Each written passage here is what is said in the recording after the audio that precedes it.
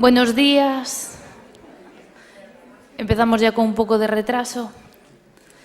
Bueno, dar las gracias al comité organizador por contar conmigo para moderar esta sesión y dar las gracias de antemano por su asistencia al doctor Eduardo Pena González, que es el jefe de servicio de endocrinología del CHUVI aquí en Vigo, ¿vale? Que nos va a hablar de pie diabético, estrategias de diagnóstico y prevención.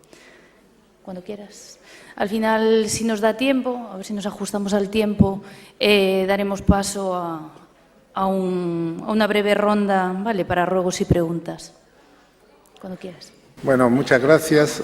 Buenos días a todos. Gracias por estar aquí todos y muchas gracias al comité organizador por haberme invitado a esta charla. Invitación que viene en un momento así adecuado para mí, porque últimamente estamos muy preocupados en nuestro servicio por el tema del que vamos a hablar. Creemos que la complicación de la que vamos a hablar hoy está muy olvidada, muy infradiagnosticada, es como la cenicienta de las complicaciones y se puede hacer mucho bien con pocos medios. Además, este es un tema en el que yo mismo he evolucionado, quiero decir, pasé de un cierto escepticismo inicial a ver resultados espectaculares con un cuidado adecuado de las úlceras del pie diabético, sobre todo por el entusiasmo de nuestra enfermera educadora, que muchos la conoceréis, Victoria Hierro, y la evidencia me ha convencido de tal manera que ahora tengo el entusiasmo del converso, ¿no? Que sabéis que los conversos son mucho más fanáticos que los que creyeron siempre en un tema, ¿no? Entonces, con ese entusiasmo del converso, intentaré pues, darnos nuestra visión del tema este. La diabetes, como sabéis todos, es una plaga, es una epidemia de nuestro siglo, va en aumento, no solo en los países desarrollados, sino en todo el mundo. Y concretamente en España ya sabéis que hay un estudio reciente publicado que cifra nada menos que en un 14% de la población general adulta mayor de 18 años con diabetes mellitus. O sea que hay cantidad de diabetes. Si contamos a los que son diabéticos, pero además tienen muchas posibilidades de serlo, porque tienen la llamada prediabetes, intolerancia hidrocarbonada, glucosa alterada en ayunas, el porcentaje se eleva al 30%. 1 de cada 3 personas en esta sala, pues o seríamos diabéticos o estamos en riesgo muy alto de serlo. Si la diabetes tiene la trascendencia que tiene y se le da la importancia que tiene y es un problema sanitario y de gasto de primer orden, es por sus complicaciones. Y las complicaciones de la diabetes derivan de la hiperglucemia, del exceso de glucosa y derivan de la afectación del árbol vascular, que es lo que pretendo representar con ese arbolito del dibujo. La afectación típica de la diabetes, inducida por la glucosa, que es exclusiva de la diabetes, es la afectación de los pequeños vasos, como de las ramitas terminales, de donde se riegan los tejidos, los microvasos que le llamamos, pero también se afectan los gruesos troncos, las grandes arterias, en el llamado proceso de arteriosclerosis. Estas complicaciones se desarrollan no de la noche a la mañana, sino requieren tiempo de evolución en el cual el paciente está mal controlado y por eso se llaman crónicas. No es una complicación de la noche a la mañana, insisto. Son complicaciones a medio o largo plazo y que las clasificamos así de una manera un tanto artificial, como todas las clasificaciones, en complicaciones microvasculares que afectan a todos los pequeños vasos, a las pequeñas ramitas del árbol vascular, en todo el organismo, pero donde tienen más trascendencias en el ojo, la retinopatía diabética, en el riñón, la nefropatía y la neuropatía diabética, que es un poco la complicación clave para lo que nos trae hoy aquí. Por otra parte, la afectación de los grandes troncos arteriales, coronarios, de las piernas, de las carótidas, es ni más ni menos que la arteriosclerosis, a la cual la diabetes contribuye, pero no es la única causante ni en exclusiva. Es decir, una persona no diabética no va a tener complicaciones microvasculares, pero las puede tener macrovasculares si tiene los otros factores de riesgo, colesterol, tensión, tabaco, etcétera. Bueno, entonces las complicaciones microvasculares, decíamos, donde más afectan al ojo, entonces comparamos un fondo de ojo normal con lo que sería una retinopatía no proliferativa, en la cual hay pequeñas hemorragias, esos puntitos rojos, exudados, los puntitos blancos, por la fragilidad de los pequeños vasos que se rompen, y ya en casos avanzados, proliferación de vasos nuevos que también se rompen más y dan ese aspecto desastroso con pérdida de visión. ¿Que si esto es tan importante? Pues decir que la diabetes es la primera causa de ceguera. Con permiso de la exposición anterior, por lo menos en países desarrollados. No sé si a nivel mundial será más frecuente el tracoma y la catarata, pero desde luego en nuestro medio la primera causa de ceguera es la diabetes. Lo es también la primera causa de insuficiencia renal terminal, es decir, en los pacientes que están en programas de diálisis y trasplante, la mayoría son diabéticos. Es la primera causa de amputación no traumática, y eso es un poco lo que nos preocupa, porque así como de la retinopatía estamos como muy concienciados y a los pacientes se les hace el fondo de ojo y se revisan, así como la nefropatía se detecta porque se les hacen análisis de sangre, la creatinina, la microalbuminuria, el pie diabético lo diagnosticamos muchas veces cuando ya tiene una úlcera mal evolucionada y cuando ya se va a hacer la amputación. Y ahí hay margen de hacer mucho bien. Bueno, a los americanos que les gusta exponer las cosas así de manera espectacular, esto ya es un estudio antiguo de unos 10 años, decían que cada 24 horas hay 4.100 casos nuevos de diabetes en su país, ¿entiende? Se producen 230 amputaciones cada 24 horas por causa de la diabetes, 55 casos de ceguera, 120 de insuficiencia renal, de la cual también es la primera causa, y en suma se mueren 800 personas al día de diabetes, en su mayor parte de enfermedad cardiovascular de complicaciones crónicas, ¿no? Si nos gusta seguir con los datos, decir que estas complicaciones de microangiopáticas afectan tanto a diabéticos tipo 1 como tipo 2. A veces los pacientes creen que tienen la diabetes buena y la mala, la benigna. No, son todas igual de malas, ¿no? Afecta tanto a unos como a otros. Concretamente, el pie diabético puede afectar entre el 5 al 10% de los pacientes, según quién y dónde haga el estudio. 1% de diabéticos, y recordar que según las estadísticas aquellas, un 14% de la población, es decir, unos 3 millones de personas en España son diabéticos, 1% puede sufrir amputación, de la cual es la primera causa. Más del 80% de amputaciones tienen un antecedente de una úlcera previa, y es un paciente en el que deberíamos estar más encima.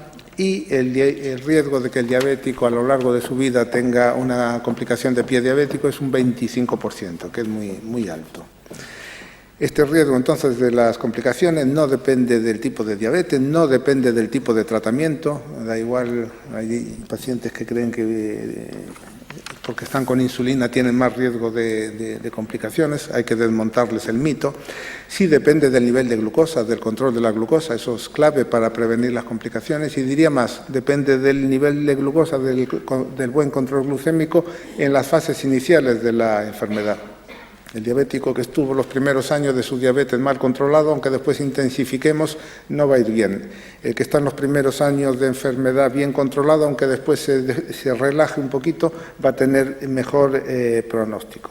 El tiempo de evolución es clave porque decíamos que son complicaciones crónicas y, desde luego, hay mayor riesgo cuando coexisten los otros factores de riesgo. Entonces, si queremos hacer un resumen, tenemos que la hiperglucemia que caracteriza la diabetes es la responsable directa y única de las complicaciones microvasculares en ojo, riñón y nervios, pero las malas compañías, colesterol, hipertensión, tabaco, etcétera, son responsables de la arteriosclerosis, a la cual la hiperglucemia también contribuye, pero quizá en menor medida que los otros. Bueno, decíamos que es de las complicaciones microvasculares que nos importan para la charla de hoy, es la neuropatía diabética. Y entonces aquí se puede afectar cualquier parte del sistema nervioso periférico. Se pueden afectar las raíces, las grandes raíces que salen de la médula, dando lugar a síndromes radiculares con zonas de pérdida de sensibilidad y de alteración de la motricidad, pues, que afectan una dermatoma tipo ciática. Puede haber síntomas de atrapamiento en el nervio mediano, en el peroneo. Pueden afectarse nervios como los pares craneales, afectación típica de los motor ocular, del tercer par, dando lugar a diplopia brusca, que es un síntoma muy alarmante, pero que normalmente es autolimitado. Pero lo que nos interesa también para el desarrollo de la complicación del pie diabético es la llamada polineuropatía, que afecta sobre todo de una manera periférica, distal, a manos y pies. Se dice que la afectación es en guantes y en calcetín. Esta afectación de polineuropatía periférica da alteraciones de los nervios sensitivos y de los nervios motores. Los nervios, la estructura del nervio, si cortamos un nervio, es como un grueso cable de estos de transoceánico que llevan muchos cables dentro, como muchas fibras. Unas fibras son mielínicas de conducción rápida, otras amielínicas de conducción lenta, unas gruesas que llevan la sensibilidad profunda, otras finas que llevan la sensibilidad superficial, y hay un tráfico que va hacia el cerebro llevando sobre todo información de la sensibilidad y tráfico que viene del cerebro llevando información de motricidad, información motora. O sea, los nervios son mixtos, ¿no? Y al propio tiempo los nervios tienen sus propios vasos que los irrigan, los llamados vasa nervorum, que como todos los vasos pequeños del resto del cuerpo se pueden afectar con el proceso de microangiopatía y producir también daño vascular al nervio. Entonces, las alteraciones de la sensibilidad pues, nos van a dar que el diabético tenga síntomas como hormigueos, las llamadas parestesias, como que tenga hipoestesia, falta de sensibilidad, que es muy peligroso, como veremos después. ¿Por qué? Pues porque si a mí se me mete una piedrita en el zapato, digo, uy, qué daño, me paro y quito la piedrita, pero un diabético no lo siente y pisa hasta que la piedra llega al hueso. Pueden ir con algo clavado sin enterarse por esa anestesia, esa insensibilidad. La alteración motora va a producir atrofia de los pequeños músculos, sobre todo en manos y pies, pero va a alterar el balance muscular en las articulaciones de manera que pues, se pueden producir en el pie los dedos en garra, la prominencia de las cabezas de los metatarsianos, con lo cual el pie va a apoyar mal, va a tener áreas de presión de exceso de presión que van a producir callos y como no le duele va a seguir pisando. Entonces todo contribuye. Y contribuye también la neuropatía del sistema nervioso autónomo. El sistema nervioso autónomo gobierna pues todas las funciones involuntarias.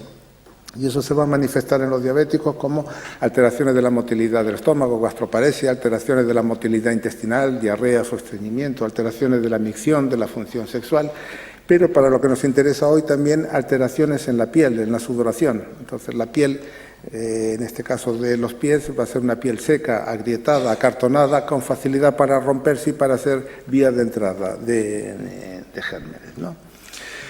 Bueno, el por qué se produce la neuropatía, en este caso, las complicaciones microangiopáticas dependen del exceso de glucosa, sobre todo, bien sea por afectación de los pequeños vasos, microinfartos, bien sea porque el exceso de glucosa dentro de los axones y de las células neuronales y de las células de Schwann que están protegiendo a la neurona causa alteraciones dentro de la neurona con acúmulo de ciertas sustancias y falta de otras, acúmulo de sorbitol, falta de mioinositol.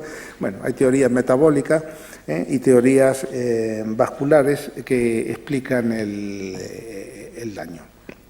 Digamos que en esto para producir el pie diabética es una especie de tormenta perfecta. Se junta un pie con poca sensibilidad, con alteraciones de la posición y de la función muscular que producen áreas de presión sobre las que la piel encima está seca, es decir, una serie de conjuntos que puede dar si no lo cuidamos adecuadamente a las temidas complicaciones de úlcera y posterior amputación. Evaluaremos el grado de neuropatía y evaluaremos cómo está el riesgo. ¿Qué nos va a decir la inspección? Pues simplemente la inspección nos va a decir muchas cosas. Nos va a hablar de la higiene, nos va a mostrar si hay callosidades, durezas que hablan de mal apoyo. Vamos a ver si el pie tiene vello o no lo tiene.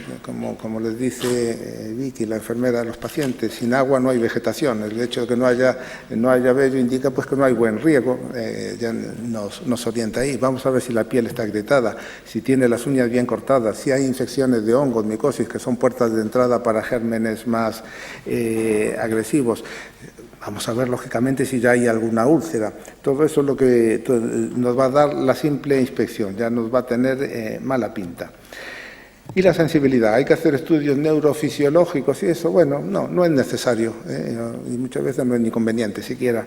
Simplemente con el famoso monofilamento que anda por ahí repartido. El monofilamento, como sabéis todos, es un pelo de plástico que se deforma al hacer la presión y con eso vemos si el paciente lo nota o no lo nota. Entonces ahí en la diapositiva de abajo a la izquierda está pues cómo hay que apoyarlo para que se doble, que sería esa la fuerza que hay que hacer.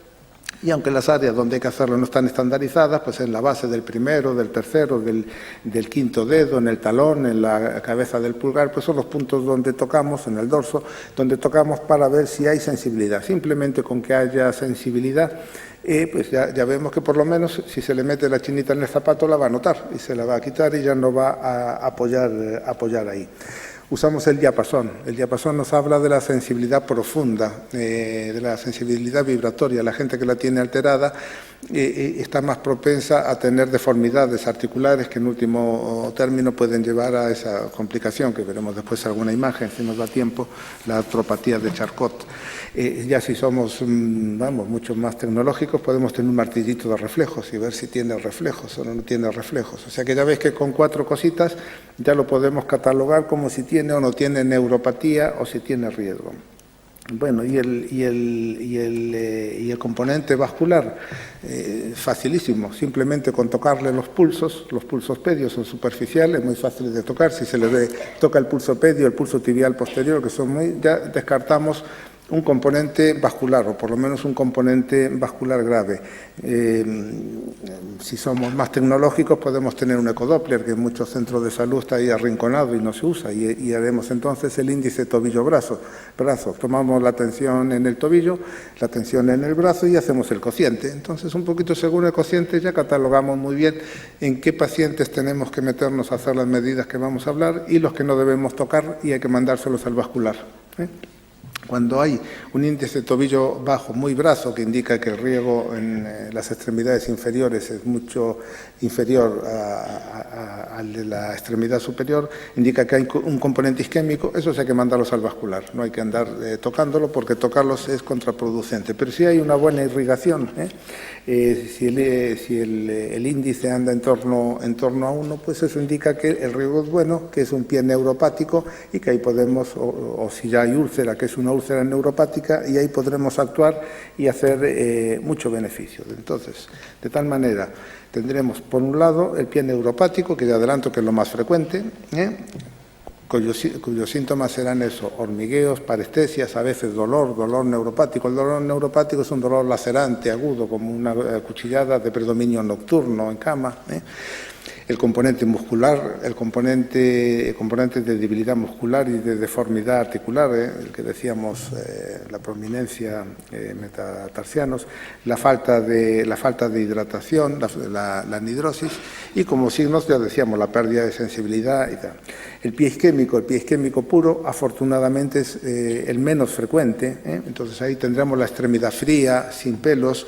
El paciente se quejará de que cuando sube cuestas o escaleras tiene que parar por claudicación, que es el equivalente del corazón de la angina, ¿no? De que le duele con el esfuerzo, y en suma será pues es un pie frío, pálido, que puede tener incluso cianosis y en el cual no vamos a tocar pulsos, o si hacemos el tobillo-brazo, pues dará un valor muy bajo. Hay muchos que tienen componente de ambos, que tienen componente neuropático y componente isquémico. Entonces, pues ahí, según el grado del componente isquémico, podremos actuar con mayor o menor tranquilidad. De tal manera que entonces, siguiendo las recomendaciones de la Sociedad Española de Diabetes y de la ADA, pues ya podemos simplemente con el monofilamento, con el ecodoppler o con los pulsos, ya catalogarlo de pie de riesgo bajo, pues es aquel que tiene sensibilidad, que tiene pulsos y que con que lo veamos una vez al año es más que suficiente.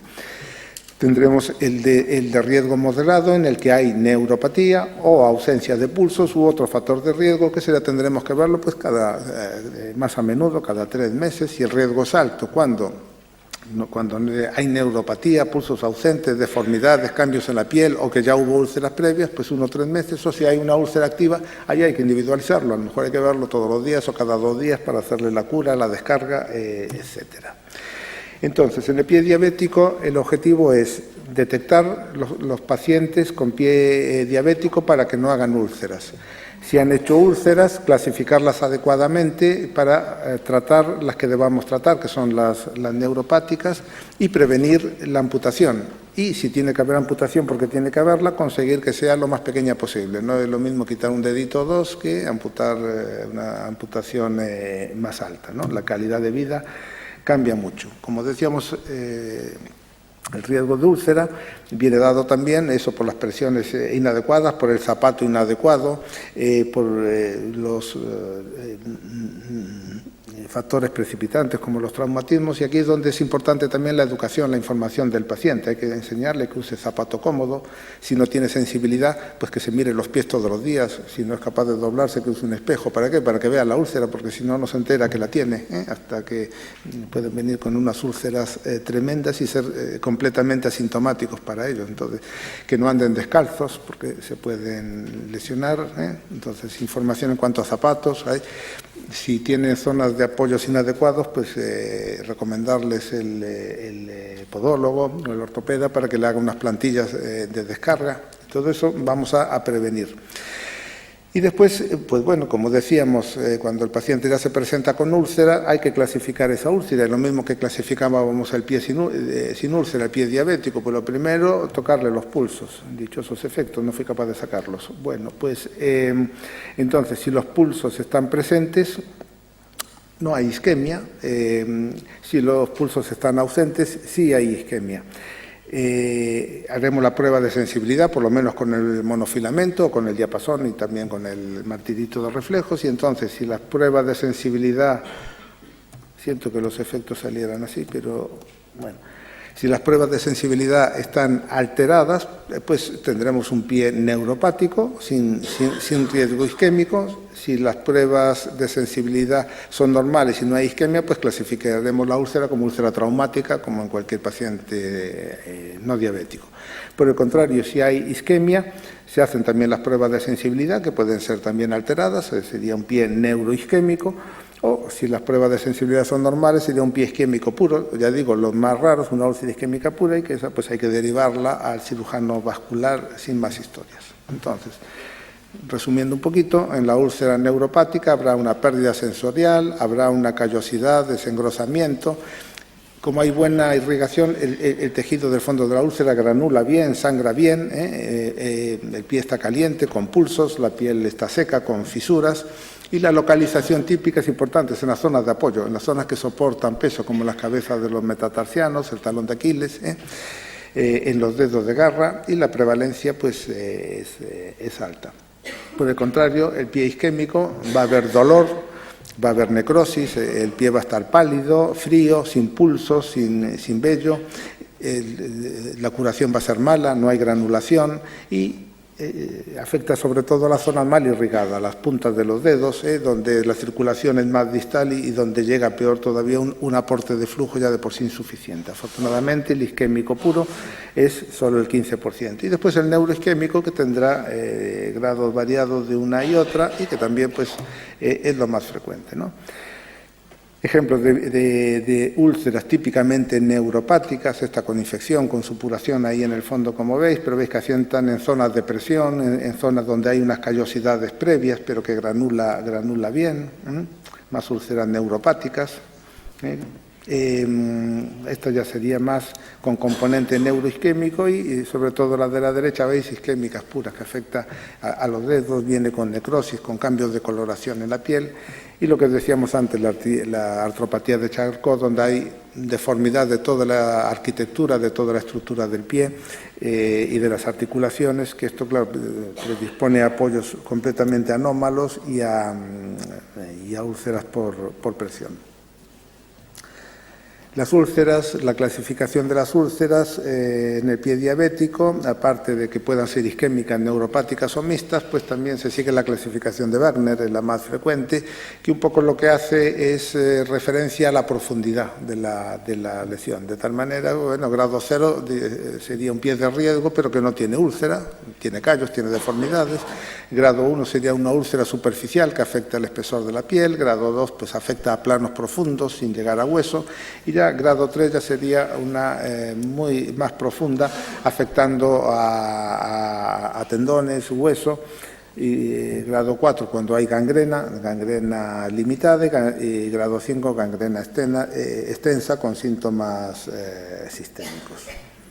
Entonces, bueno, un poco por poner así ejemplos, el grado 0 sería eso, el pie neuropático, con las callosidades, pero sin úlcera. Ahí aparece una ulcerita superficial, Esta ya es una úlcera más profunda, mucho más profunda el grado 3, que ya se ve el hueso ahí al fondo, y no le duele nada, aunque le estemos tocando y metiendo ahí sondas. Aquí ya hay una necrosis localizada y una necrosis ya generalizada, que eso sí, ahí ya es cuando hay un componente vascular importante y donde pues poco se puede hacer en ese caso.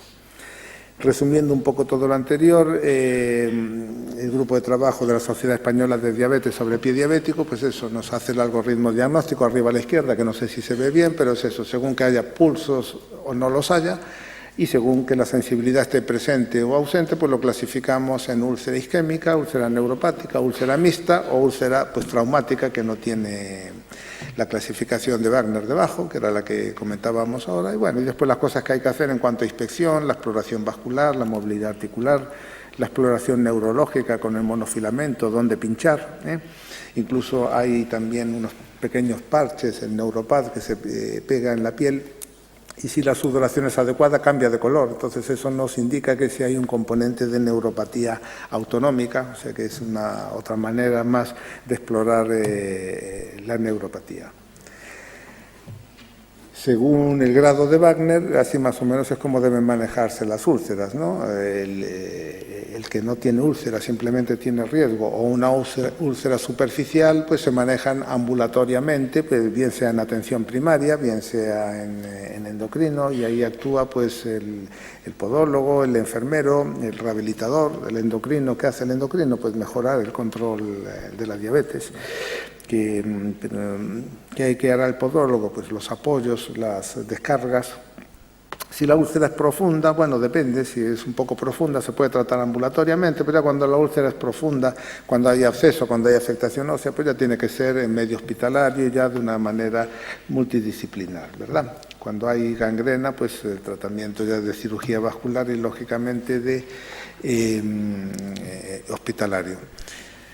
Una modificación de la clasificación de Wagner, que digo que es la más utilizada, pero es la de la Universidad de Texas, que aquí tienen en cuenta no solo la profundidad de la úlcera, que es parecida a la de Wagner, el grado 0 pues que no hay, grado 1 superficial, grado 2 más profunda pero sin afectar a hueso, y grado 3 pues penetrante a hueso o articulación, eso es parecido a la de Wagner, pero aquí también tienen en cuenta el si hay o no infección y el si hay o no isquemia.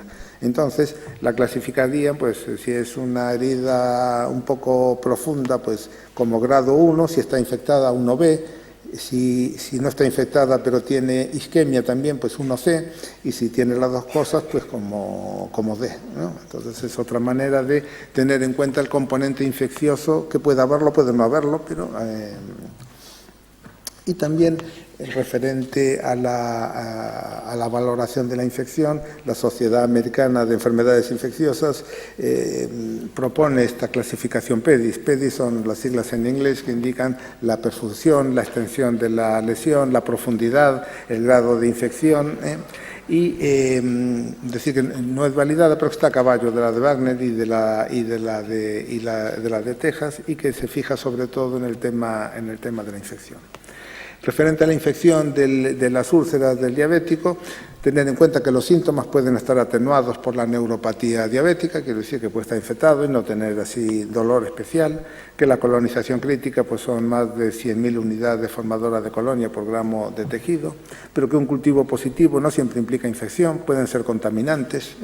Entonces, para que se considere que la úlcera está infectada, aparte del cultivo, pues tiene que haber supuración, como una foto que veíamos antes, o otros signos de inflamación, ¿no?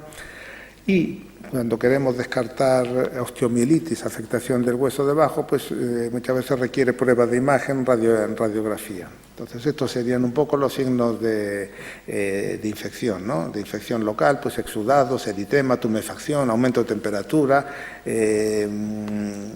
la linfangitis, el mal olor, las bullas, los crepitantes que nos pueden hablar de anaerobios, y ya síntomas generales, si hay sepsis general, pues lo de siempre, fiebre, taquicardia, escalofríos, o sea, síntomas de toxicidad sistémica. En el pie diabético puede haber de todo, desde los típicos estafilococos de la piel, estreptococos en grados más leves, hasta cuando ya son úlceras más profundas, penetrantes, pues puede haber de todo, anaerobios, bacilos gram negativos y todo tipo de cocos. Entonces, según el grado de infección, pues la clasificación PEDI es esta, pues diría el grado 1 no está infectado, pues se trata la úlcera. El grado 2 sería una infección leve, que la definen, como está a la derecha, como un área de celulitis no mayor de 2 centímetros alrededor de la lesión. El grado 3 moderado, pues esa celulitis es más extensa o más profunda, y el grado 4 cuando ya hay signos de sepsis, de toxicidad sistémica, ¿no? Pues a partir del grado 2 pues es cuando hay que considerar remitirlo al hospital para una terapia antibiótica más intensiva. Bueno, menciono un poquito el tema de los antibióticos. La verdad es que revisando la literatura y los libros hay cantidad de pautas. Yo creo que esta es un poco la que usamos nosotros. Entonces, en infecciones leves, en el PEDI2, es decir, como decíamos, celulitis de menos de 2 centímetros, pues tratamiento oral. Si nunca estuvo tratada, pues con amoxiclavulánico o levofloxacino. Si ya está tratada previamente y no va bien, pues ya asociamos amoxiclavulánico y septrino, levofloxacino y clindamicina, que la clinda tiene muy buena actividad frente a estafilococos y muy buena difusión a hueso y a tejidos.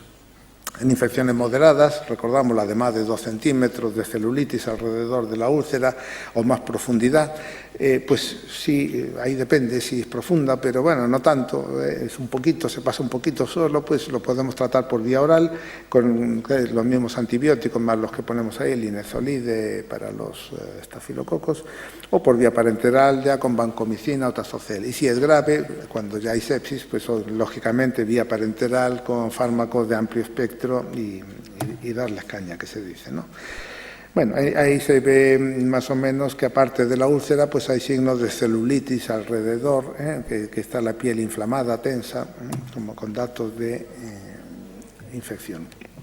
De especial importancia descartar si hay osteomielitis, porque si no se corre el riesgo de que la úlcera aparentemente cicatrice en superficie, pero que debajo quede un foco infeccioso ahí abajo que en último término fistulice otra vez hasta arriba. Entonces hay que pensar que puede haber afectación del hueso cuando tenemos una úlcera profunda sobre una prominencia ósea, una úlcera neuropática pura con buena circulación o mixta pero con buena circulación, pero que no va bien con las medidas habituales a pesar de un tratamiento correcto, y entonces pues pensar que puede haber ahí un foco en el hueso. Y también la detección de eso pues tampoco es complicada, es el sondar, meter una sonda y ver que toca el hueso, como se está ahí haciendo Vicky en esa foto de la derecha, lo que está tocando con la punta del mosquito eso que usa como sonda, se toca el hueso y lógicamente no le duele al paciente. Y la radiografía o la resonancia, pues en la radiografía ahí abajo, pues no sé si toco aquí, no sé si se ve ahí, sí, así se ve. Bueno, pues ves que está ahí el hueso comido, ¿no? Completamente, pues hay afectación ósea. Ahí ya tiene que intervenir el traumatólogo, el cirujano, quitar esa parte de hueso infectado. 5 o 10 minutos. 10. 5 o 10. 5 o 10, bueno, ya para dar voy tiempo a acabando. preguntas. Entonces, el tratamiento, de todo lo dicho anterior, ya veis que tiene que ser un enfoque global. Hay que optimizar el control de la diabetes. ¿Por qué? Porque con un buen control de la diabetes las infecciones, las heridas van mejor. Hay que hacer un cuidado local eficaz de las heridas, hay que controlar la infección si la hay que aliviar la presión, porque si le hacemos la cura y el paciente sigue machacando, presionando en el mismo sitio, pues no haremos nada. Y hay que restaurar el flujo sanguíneo cuando sea posible, la emisión del vascular. Importante, todos los métodos de tratamiento, estos de debridamiento que vamos a hablar, se refieren al pie neuropático o mixto, pero con una razonable irrigación. El pie isquémico no hay que hacerle nada de apoyos ni de debridamiento, sino que hay que mandárselo al cirujano vascular. ¿Cuál es el pie isquémico? El que no tiene pulsos, el que está pálido, el que tiene un índice tobillo bajo, brazo, ¿no? Entonces, según esto, los pacientes sin úlcera en grado 0 de Wagner, es decir, que tienen neuropatía y o isquemia, pero que no tienen úlcera todavía, pues aquí es la prevención, tratamiento quiropodológico, adecuado control de uñas, limar los callos, las plantillas para descarga, las órtesis en los que ya están y las prótesis en los que ya están amputados, calzado adecuado, es decir, información, educación, ¿no? Cremas hidratantes para la piel seca, que no se agriete y que no sirva de puerta de entrada, tratar la micosis, que muchas veces hay, pues bueno.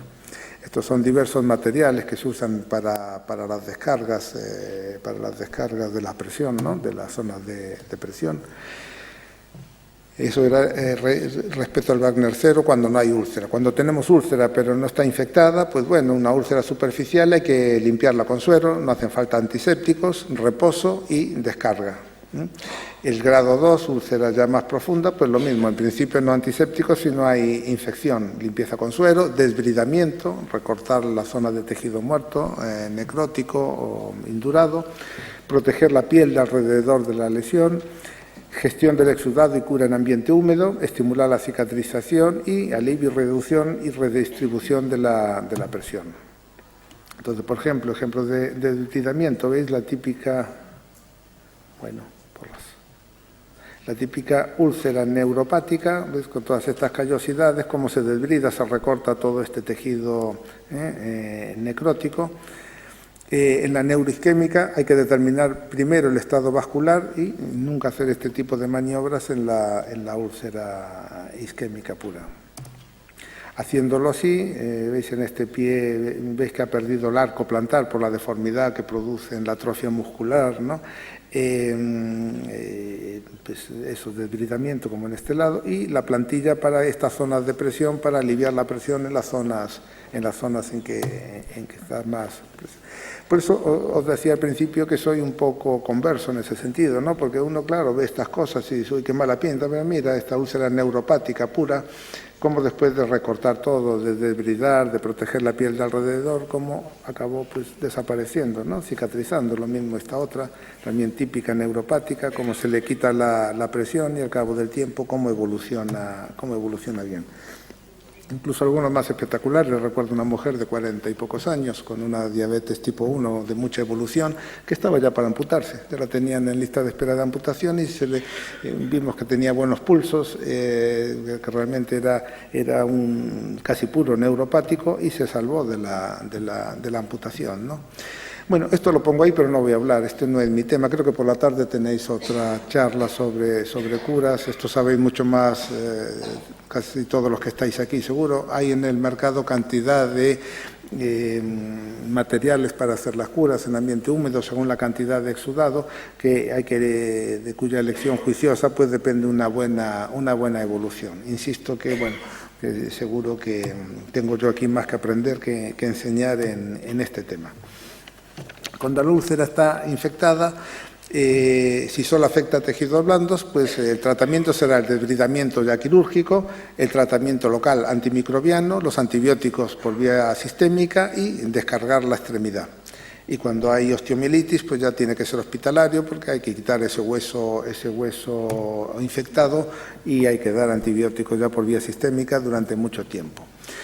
El desbridamiento quirúrgico, como decíamos antes, el abordaje agresivo favorece la evolución, pero la única limitación es la enfermedad arterial periférica, que no sé si lo he dicho antes, pero que ahí no hay que tocarlo, ¿no? Entonces eliminaremos el tejido necrótico que no sea viable, drenaremos los accesos, ojo que puede haber tunelizaciones y entonces hay que limpiar muy bien todo, ver bien toda la extensión y la profundidad de la lesión. Los antimicrobianos tópicos, pues bueno, el betadine, los apósitos de plata, no se usan en monoterapia si hay signos de infección. Pueden ser complemento a la antibioterapia y pueden ser beneficiosos cuando hay dudas de que el antibiótico esté penetrando bien, es decir, cuando la irrigación vascular es mala, si vemos que no nos está llegando ahí el antibiótico, o heridas que no dan curado, que no hay los síntomas clásicos de infección, pero existe sospecha de que haya un aumento de carga bacteriana, pues los antimicrobianos tópicos aquí irá bien. Antibioterapia sistémica, lo que dijimos antes, no quiero repetirme, y la descarga pues será igual que para las úlceras no infectadas, proteger la piel y dejar esas zonas en reposo que no apoyen, ¿no? Aquí vemos otro ejemplo de úlcera, como veis toda la evolución desde el principio, la decorticación, hasta la curación completa.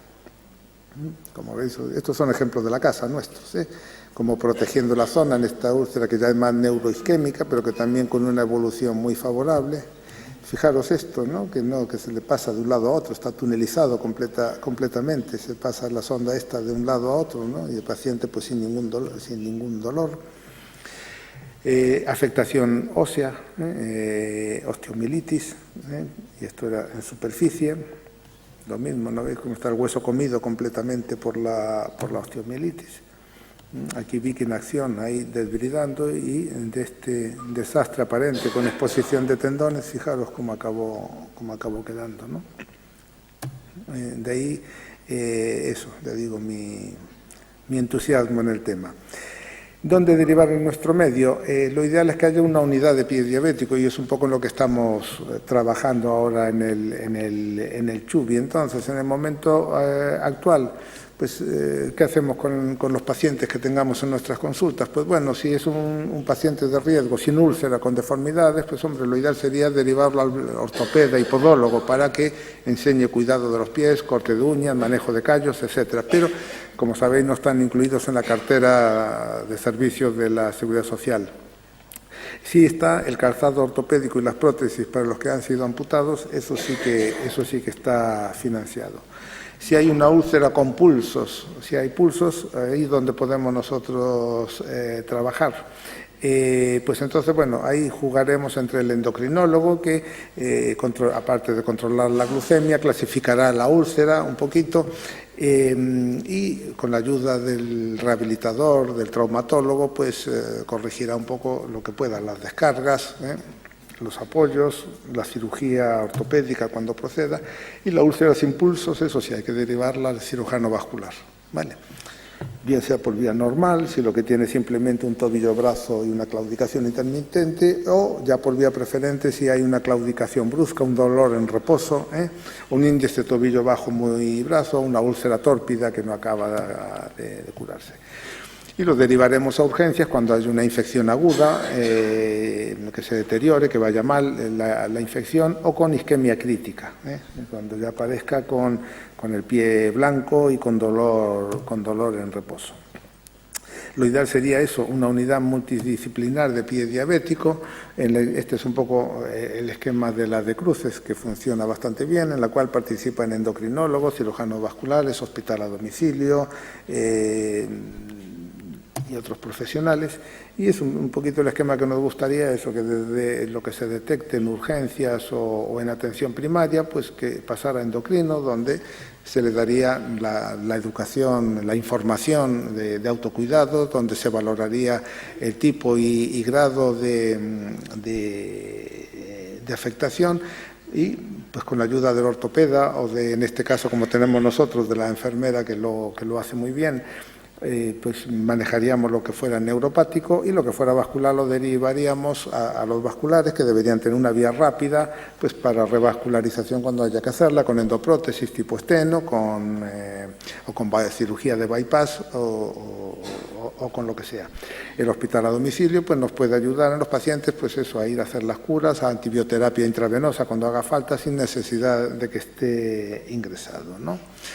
Y bueno, creo que me ajusté al tiempo bastante bien, ¿no? No quiero acabar sin agradecer al doctor José Manuel Sierra Vaquero, que es adjunto de mi servicio, que es el que está trabajando más en este tema, y por supuesto a Victoria, prácticamente gran parte del material, no todo, algo hice yo, pero gran parte del material me lo proporcionaron ellos. De hecho, el doctor Sierra es el que tenía que estar hoy aquí dando la charla, pero por motivos personales no pudo agradecer. Muchas gracias.